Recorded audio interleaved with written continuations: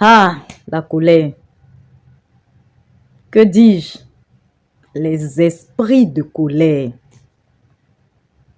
À un moment donné de notre vie, on a été dominé, très dominé par ces esprits de colère. Une fois, j'ai rencontré un homme avec qui j'avais travaillé il y a longtemps de cela. Ça fait quand même 1 année ou 2 années, cette histoire que je vais raconter. Donc, quelqu'un avec qui j'avais travaillé à un moment, que j'ai rencontré, nous, dans nos pays, on dit le marché, mais ici, on dit le souk, mais c'est le marché en fait.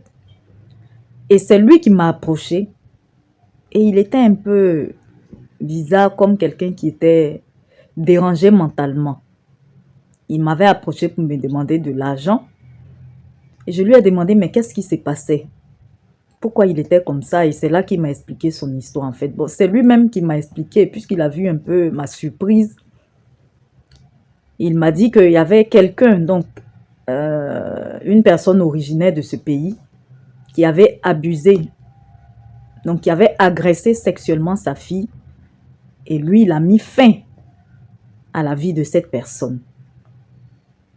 Et qu'il regrettait vraiment maintenant que s'il savait, il aurait dû laisser la justice traiter cette histoire. Donc, laisser la justice faire ce qu'elle avait à faire. Mais hélas, celui-là même à qui on devait rendre justice pour ce qui a été fait à sa fille, c'est malheureusement maintenant lui qui doit répondre devant la justice. Et donc, il était obligé de se faire passer pour un fou, de dormir maintenant dans la rue, de se mettre dans cette condition-là pour échapper à la justice. Il regrette aujourd'hui, mais trop tard. Les esprits de colère ont eu raison, ont pris le dessus sur la raison. Une fois aussi, sur Facebook, dans le fil d'actualité, j'ai vu une vidéo où il y a 2 hommes qui essayaient de se battre. En fait, je vais même dire c'est un, parce que l'autre essayait quand même de fuir. On essayait d'attraper celui qui était chaud, excité. Et l'autre, il essayait quand même de fuir. Mais l'autre, il était tellement excité, je vais dire, remonté, il ne pouvait pas se tenir, il fallait vraiment qu'il fasse ce qu'il a à faire, il fallait qu'il fasse plaisir aux esprits de colère.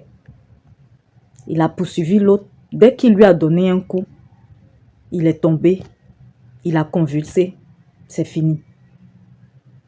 Dans ce cas, tu fais quoi? Et quand c'est comme ça, les esprits de colère te quittent, hein, tu reviens à toi, c'est trop tard. Est-ce que tu peux ramener quelqu'un à la vie?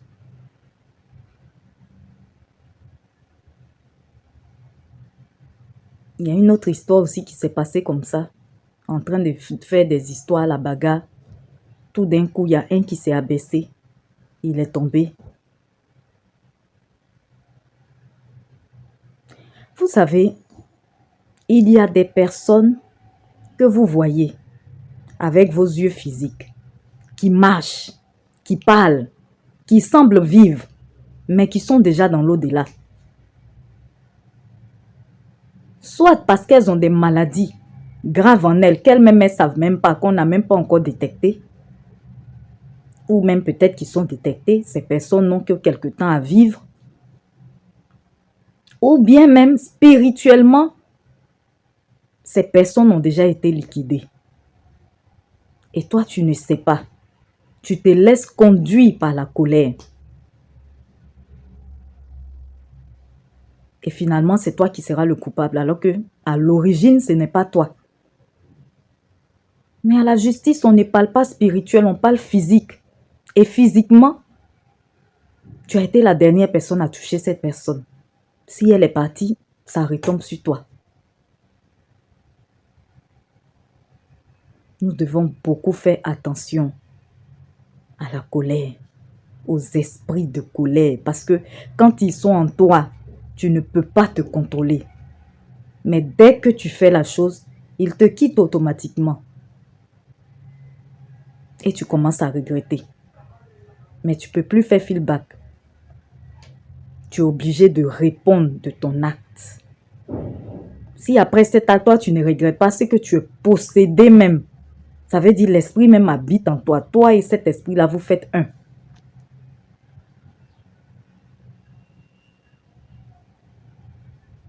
Tu veux vraiment avoir une démonstration de ce que je suis en train de dire? Tu veux vraiment voir? Ok. Si tu le dis, ouvre grandement tes yeux, mais surtout, regarde avec ton cerveau.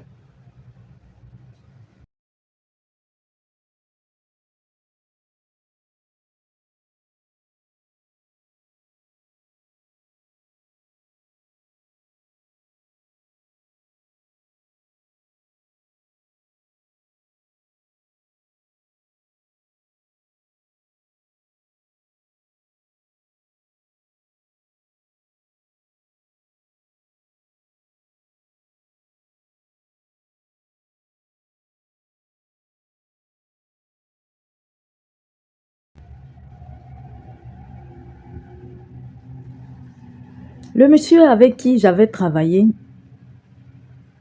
il avait quitté son pays pour venir dans ce pays à la recherche d'une vie meilleure. Et il se trouve que, à cause de la colère, il est obligé maintenant de se faire passer pour un fou. Sinon, c'est la prison.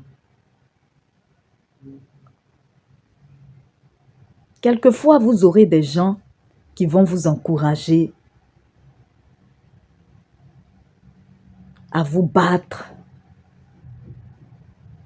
Et pour leur montrer que vous êtes fort, vous êtes forte, vous êtes de braves personnes, vous allez vous laisser conduire dans l'erreur par ces esprits. Mais à quoi ça sert d'être brave entre quatre murs où on a perdu sa liberté? À quoi ça sert?